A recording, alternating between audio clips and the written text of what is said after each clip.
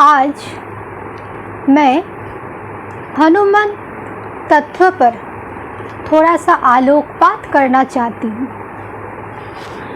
हनुमान तत्व का गूढ़ रहस्य बताने का प्रयत्न करूँगी।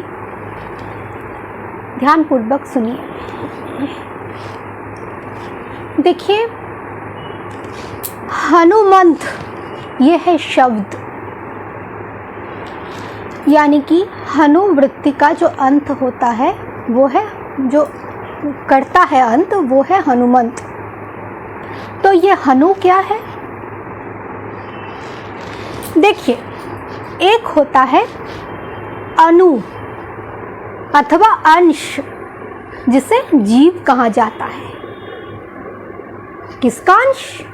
विभु अथवा परमात्मा का अंश, वो है अणु, जो अन्नमय शरीर में बद्ध दशा को प्राप्त करता है, बंधते हैं अन्नमय शरीर में आकर, जीव भाव को प्राप्त करके बंध जाते हैं, वो है अंश अथवा अणु। और हनु कौन है?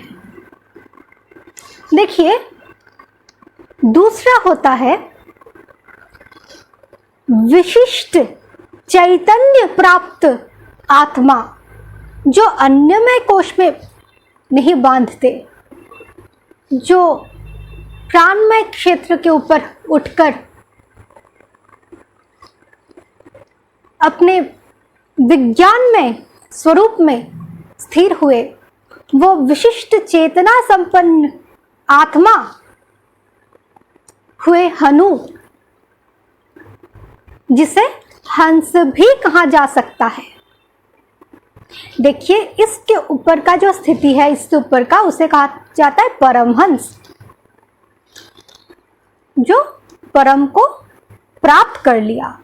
तो जो परम को प्राप्त कर लिया, वहां तो वो तो तुरीय भूमि है, वहां तो कोई वर्ष नहीं रहता, वहां तो अनंत आनंद अनंत आराम है। वो तुरीय भूमि में रहते हैं, विचरते हैं। लेकिन जहां कर्म अर्थात काय रूपी शरीर में राम के लिए आवश्यकता रहता है, वो है कर्म। तो उसके लिए आवश्यक होता है हंस बनना, यानी कि जगत में रहते हुए भी, बोलते हुए भी निरंतर राम में स्थिर रहना। ये होते हैं हंस, जिसे हम हनु कह सकते हैं। जैसे अंश को अणु कहते हैं, वैसे हंस को, विशिष्ट चेतना को हनु कहते हैं। अब जो अंश होता है, उनके नासिका द्वारा निरंतर एक अजपा जप चलता है। वो है, हर कोई आनंद चाहता है, हर कोई हंस बनना चाहता है। इसलिए किसी को पता भी नहीं, लेकिन उसके नासिका द्वारा हंस हंस हंस ये जप चलता ही रहता है। और जो हंस बना, उसके नासिका में क्या जप चलता है? उसके हर श्वास में सोहम सोहम सोहम, अर्थात वही हनुमान जी का श्वास में जो राम राम राम, वही तत्व। तो वो जिसके हर श्वास में सोहम हो, यानी कि राम हो, राम मतलब मैं आनंद, ये तत्व चल रहा हो, तो वो है हनु। हनुमंत नहीं, हनु। ध्यान दे एक एक शब्द पर। अब हनु का दूसरा अर्थ समझे। देखिए, ये जो हमारा ये जौ होते हैं, जबरा जिसे कहते हैं, जहां से चबाया जाता है, ये पोर्शन जबरा, तो इसे भी हनु कहा जाता है। इस जबरे में ही व्यक्तता है रसमय प्रपंच का, क्योंकि हम चबाते हैं, बोलते हैं, रस लेते हैं, सारे शब्द ब्रह्म इसमें है, इस जबरे के भीतर। तो ये जो रस लेने वाला प्रवृत्ति है, यानी कि जगत में व्यक्तता है, वो भी ये हनु है। और जब ये अव्यक्त हो जाता है तब उलट जाता है, तब उसमें जो वृत्ति आता है, यानी कि अव्यक्त वृत्ति आता है, रस लेने की नहीं, रसमय हो जाने की, आनंद रस, रसो वैसह, वो राम रस बन जाने की, तो वो हनु जो है, जबरा जो है, वो उलट जाता है, अव्यक्त हो जाता है, जिह्वा उलट जाती है, पीछे की ओर खींचने लगती है, अपने आप कुंभक होता है। तो उसमें क्या होता है, वो जो हनु वृत्ति था, हंस वृत्ति था, यानी कि द्वैत बोध था कर्म के लिए। कर्म का अर्थ भी अभी मैंने बताया कि राम के लिए शरीर में रहना, राम कार्य के लिए, राम काज करिबे को आतुर, सब जानते हैं। तो वो भी नहीं रह जाता, क्योंकि वो राम को भीतर अंदर धारण करके राम रस में डूब जाते हैं, वो हनुवृत्ति का अंत करते हैं। तो वो हनुमंत, और ये जो हनु है, मानो यही एक सागर है, क्योंकि रसना तो सागर है, और सागर में गर्भ है ना, गर्भ मतलब विष है। तो सारे विष को जो पार कर जाता है, पान कर जाता है अनायास राम नाम के बल से, और राम आनंद में जो डूब जाते हैं, वही हुआ हनुमंत, वो अव्यक्त स्थिति। अब जैसे कि हमने सुना कि हनुमान जी ने सूर्यदेव को फल समझकर खा लिया था, इसका गूढ़तम अर्थ समझिए। अब जो प्रकाश को अपने अंदर हनु में, यानी कि विशिष्ट चेतना में, विशिष्ट ऊर्जा में धारण कर लिया सारे ज्ञान को, तो उसके लिए कोई पाप पुण्य कर्म बंधन नहीं है, वो सारे पाप पुण्य फल को खा गया।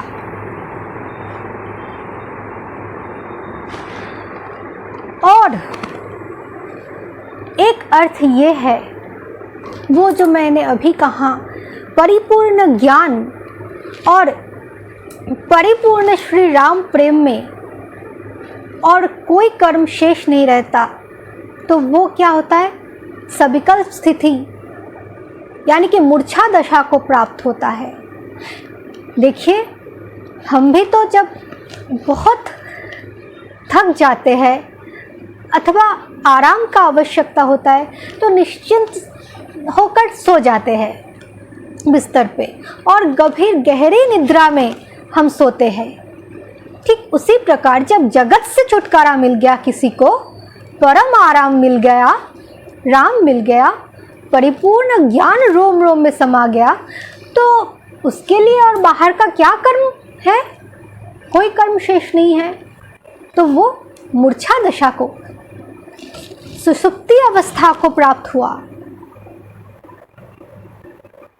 मतलब वो जो मध्यन्ष है, वो अपने पति में सुषुप्ति के बाद भी प और उसके बाद नीचे त है, यानी कि प के गोद में वो त यानी कि प्रकृति समा गई। चैन से सो रहा है मूर्छा दशा में, सभी कल्प में। लेकिन वो तो हनुमंत है, उसे तो लंका दहन करना है, तो अपने आनंद लेना ये तो महापुरुष अवतार का कार्य नहीं, ये तो दूसरे के लिए आते हैं।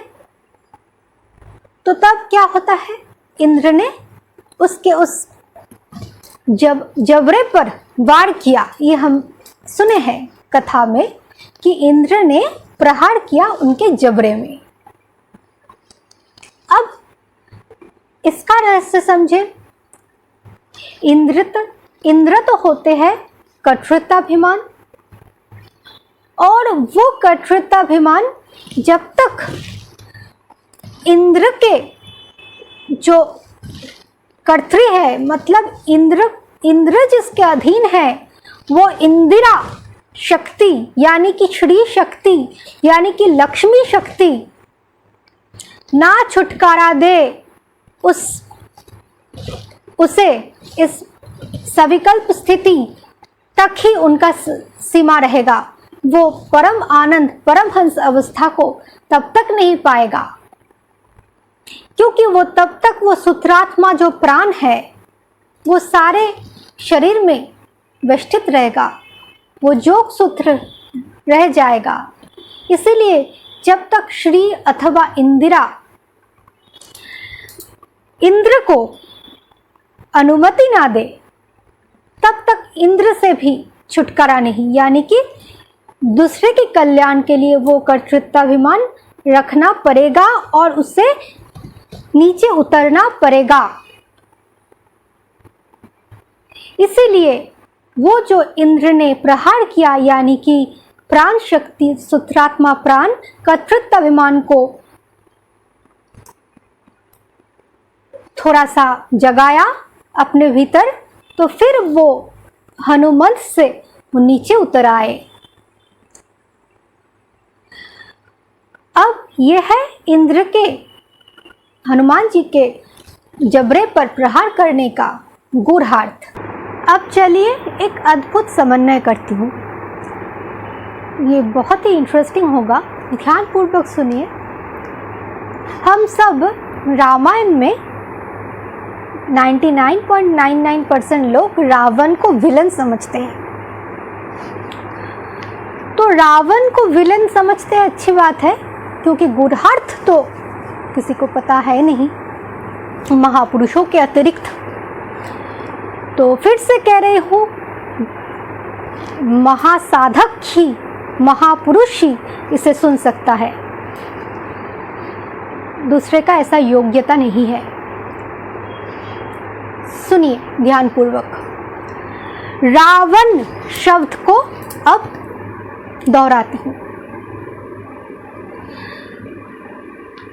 रावण क्यों बोलूंगी, अब तो हनुमान जी बोल रही हूं, तो रावण कहां से आ गया?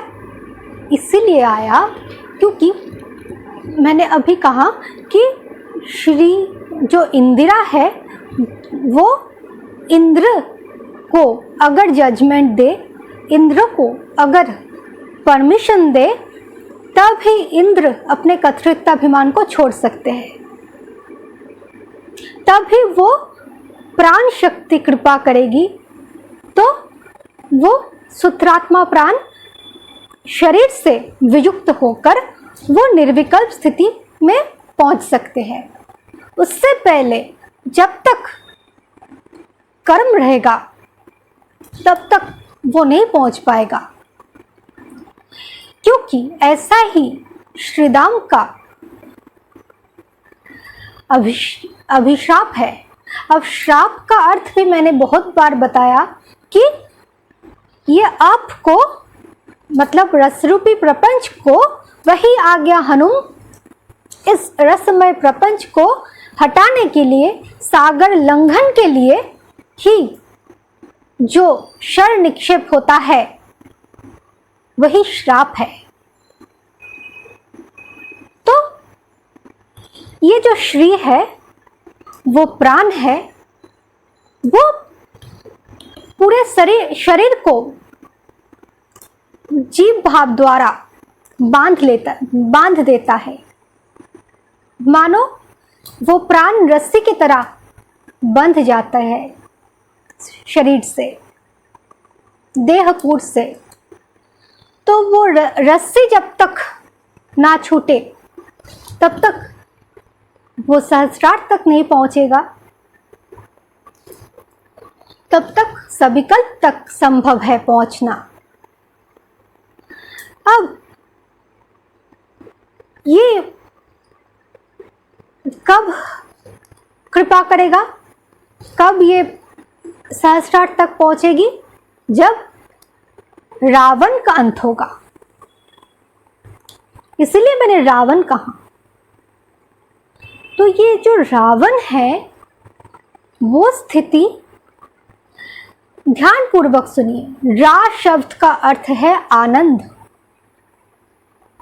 अब उस रा को म होना है। मैं रा हूं, यानी कि मेरा बुद्धि, मेरा ज्ञान, मेरा अहम, मेरा विद्या ये रा नहीं है। मेरा सिद्धि ये रा नहीं है। मैं रा हूं, वो मैं तक, राम तक पहुंचना है। लेकिन अभी जब तक वो रावण में है, यानी कि बस अंतःपुर में ही अपने आप उस रा को आस्वादन कर रहा है, वो भी है बहुत बड़ा आनंद। तो वो उस आनंद में एक अविद्या आ जाता है, अस्मिता आ जाता है। वो अस्मिता कारण शरीर का अंतिम आनंद है, कारण शरीर का अंतिम आवरण है। वो कारण शरीर और कारण सलील है तो अनंत आनंद, लेकिन अंतिम नहीं है। उससे फिर से कार्य अवस्था व्यक्त हो सकता है। कारणातीत बनना है ना, राम राज्य बसाना है। तो अब वो उसी रावण, यानी कि अंतःपुर के जो वन जहां अनंत आनंद रस मिल रहा है, इसीलिए वो अशोक वाटिका भी साथ में है, जहां शोक नहीं है। सीता को कहां बंदी बनाया गया था? कोई दूसरा वाटिका भी हो सकता था, वो अशोक ही क्यों है? क्योंकि अशोक मतलब शोक रहित, जहां शोक नहीं है, बस अल्प शोक है। तो वो अंतिम आवरण जो अस्मिता के कारण होता है, वहां अल्प शोक रह जाता है, लेकिन अपार अनंत आनंद रहता है। और उसमें जो अस्मिता यानी कि मद आ जाता है, उस मद में आप मिला लीजिए इस समन्वय को। एक अद्भुत समन्वय है ये। रास लीला में जब श्री कृष्ण के साथ गोपियां मिले हुए थे, तो वे सोच रहे थे कि हम ही सर्वश्रेष्ठ स्त्रियां हैं, त्रिभुवन में हमारे समान कोई है ही नहीं। तो क्या हुआ? श्री कृष्ण तुरंत अंतर्धान हो गए। फिर राधा ने भी ऐसा ही सोचा, तो फिर तुरंत कृष्ण अंतर्धान हुए। तो राधा ने हाथ जोड़ा, हा नाथ रमन प्रेष्ठ काशी काशी महाभुज। बस वही स्थिति है रावण, वही मद। आनंद अनंत है, आनंद अनंत है वहां पर, बस सीमित एक जगह हो जाता है, बस कारण में। पर वे तो सर्व कारण कारणम,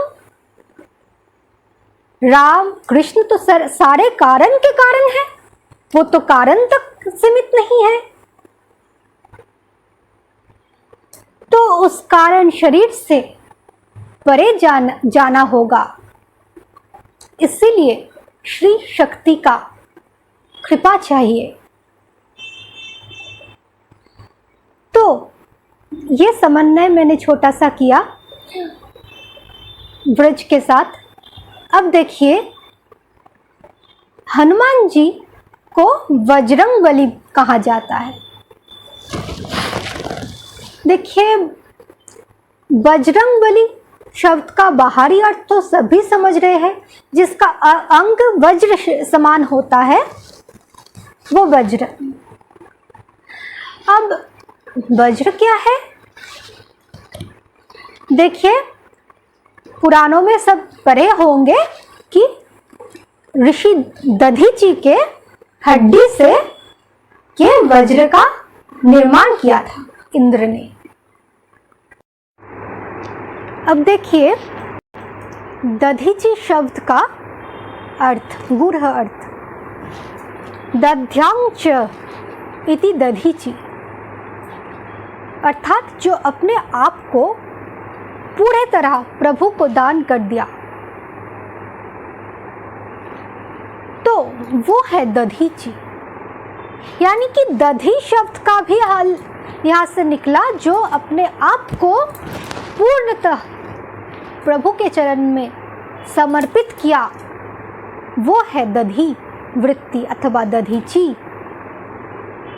तो उसका अंग तो वज्रंग होगा ही, जो प्रभु के शरणागत है, संपूर्ण शरणागत है।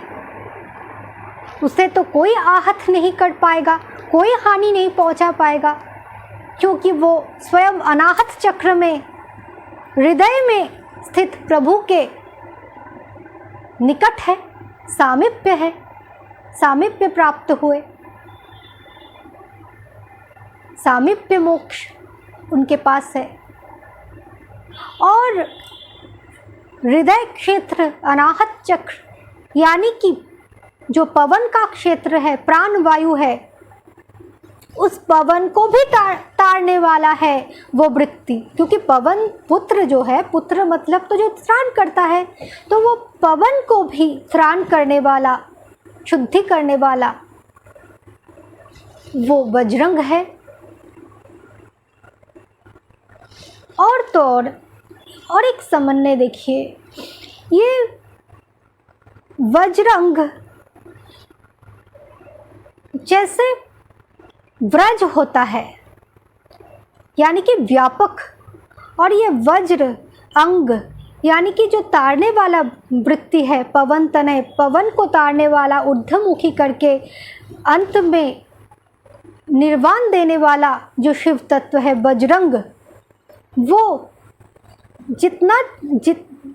जैसे जैसे वो विशिष्ट चेतना का विकास होता जाता है, वैसे ही व्रज का पटभूमि निर्माण होता है। वज्र और व्रज में ज्यादा कोई व्यवधान है नहीं।